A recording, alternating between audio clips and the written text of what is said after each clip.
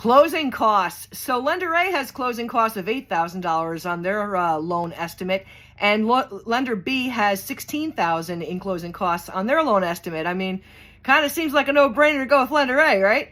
Well, here's the deal.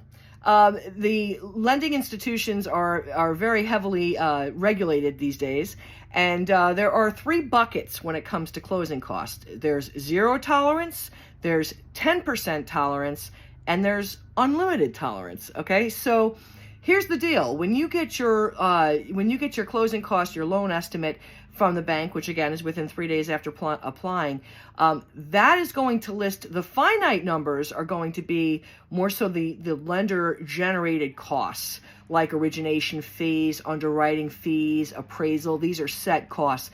Those are costs in the zero tolerance for change bucket. Okay, so as long as a buyer does not incur some sort of a financial or other change of circumstance, then those numbers would remain the same in their closing disclosure statement, which they would get 3 days prior to closing.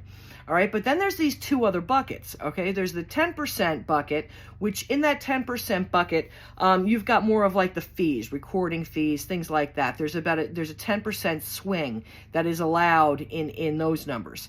Then you have the unlimited tolerance bucket, okay? Now that bucket has what the buyers owe to the sellers in taxes, for taxes at closing, buyer attorney fees, homeowners insurance, inspection fees, mortgage insurance. All of these types of different charges come under the unlimited tolerance.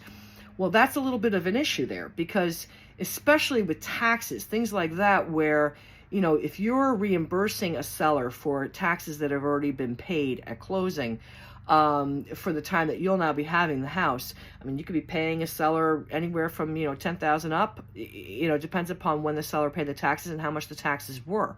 There have been deals that have fallen apart just prior to closing, when a buyer gets this closing disclosure statement with all these numbers now finite, and they are off, and they are not the $8,000 that maybe lender A said, but maybe now they really are 16. And there are some buyers that are in a circumstance where they don't have that extra money to make up the difference in the closing gap. So when people are looking at appraisals and titles and all these other things that they're concerned with about that could cause a deal to fall apart before closing, a real big consideration there are closing costs.